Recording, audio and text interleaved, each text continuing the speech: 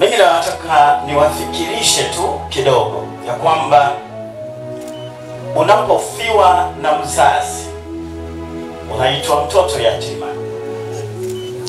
orphan. Kwa Kiingereza neno lipo. Unapofiwa na mume unaitwa mjane, a widow.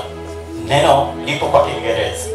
Unapofiwa na mke unaitwa mgane au widow. Neno lipo. Unapofiwa na mtoto neno halipo. Watu hawajui watu wakuiteje. Kwa hiyo nikimwangalia Mama Apronia naelewa sana uchungu huo. Labda kama neno lingekuwepo angepata unafuu kidogo, lakini neno halipo.